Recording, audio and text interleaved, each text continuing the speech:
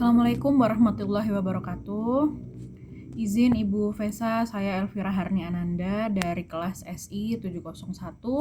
Izin menjawab tugas UAS Manajemen Resiko dan Kualitas Sistem Informasi.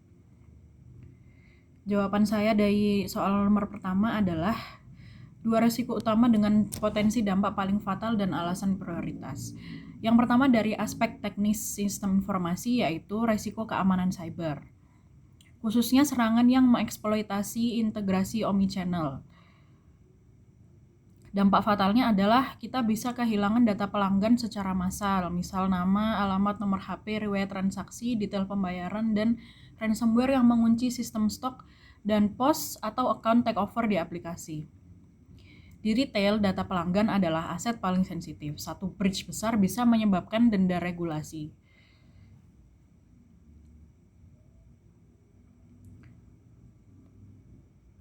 Lalu dari aspek manajemen SDM dan budaya organisasi adalah resiko human error dan kurangnya kesadaran keamanan.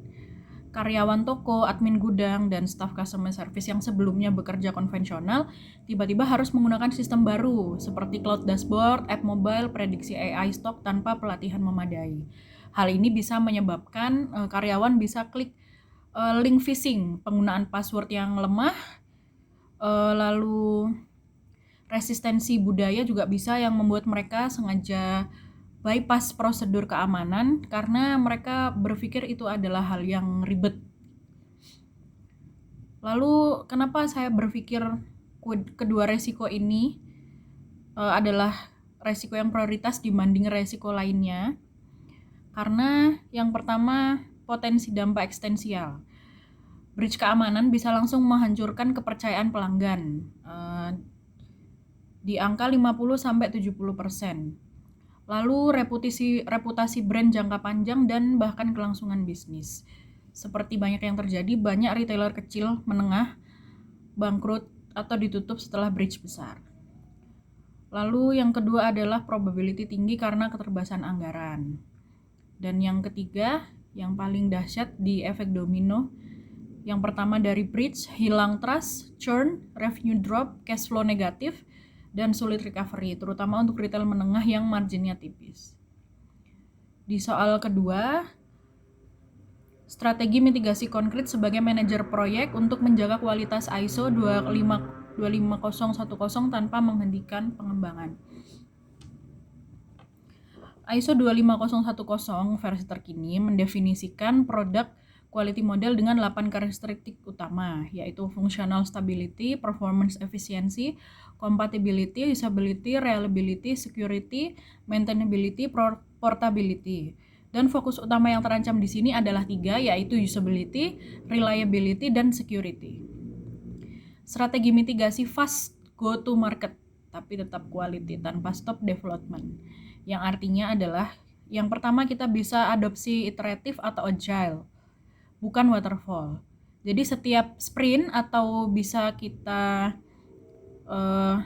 definisikan setiap 2 minggu wajib melewati yang namanya DOD atau Definition of Done yang mencakup automated security scanning, lalu usability testing minimal 5 user per fitur kunci, dan reliability test atau load test sederhana via JMeter. Ini bisa menjaga security dan usability tanpa delay besar.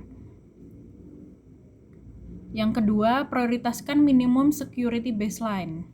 Wajib terapkan OWASP, gunakan cloud provider native security gratis atau murah bisa. Lalu yang ketiga, lakukan threat modeling sederhana di setiap sprint planning. Yang ketiga, usability dan reliability tanpa biaya tinggi. Kita bisa gunakan low code atau no code tools untuk prototipe cepat. Misalnya OutSystem atau Bubble untuk bagian non-core, lalu refine. Yang selanjutnya bisa guerrilla testing. Tes usability informal dengan karyawan toko dan pelanggan loyal setiap 2 sprint. Lalu ada risk-based prioritization, fitur kritis, login, pembayaran, sinkronisasi stok real time, dapat full security review dan usability test. Dengan pendekatan ini, go to market tetap cepat, MVP launch dalam 4-6 bulan, tapi security, usability, dan reliability tetap di atas threshold minimum ISO 25010 melalui kontrol berkelanjutan, bukan Big Bang.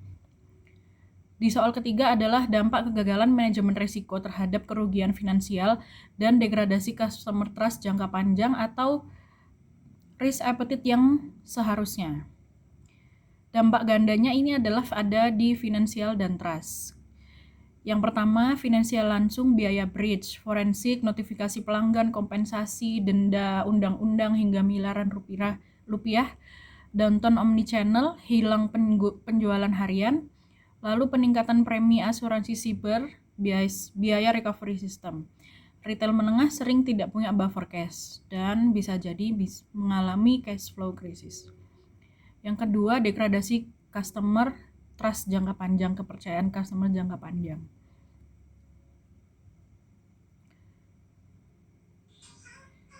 Yang selanjutnya adalah batas toleransi resiko, risk appetite yang seharusnya diambil perusahaan retail menengah ini adalah yang pertama sangat rendah, low risk appetite untuk resiko keamanan cyber dan human related breach karena dampaknya eksistensial, bisa bangkrut atau tutup.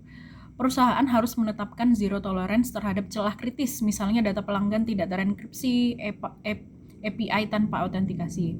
Lalu resiko yang kedua, risk appetite sedang atau moderate. Untuk resiko teknis non-keamanan, semisal itu delay fitur AI prediksi stok atau usability minor, selama tidak mengganggu core transaction. Dan yang ketiga, toleransi yang prinsip panduan, protect the crown jewels first. Data pelanggan dan availability transaksi adalah non-negotiable.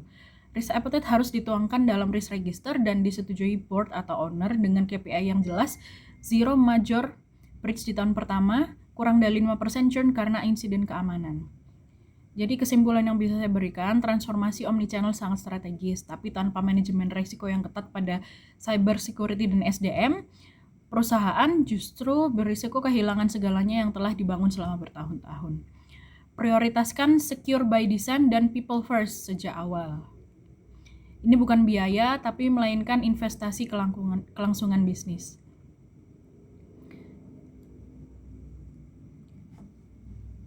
Demikian tugas ini saya kumpulkan, saya presentasikan, kurang lebihnya mohon maaf. Wassalamualaikum warahmatullahi wabarakatuh.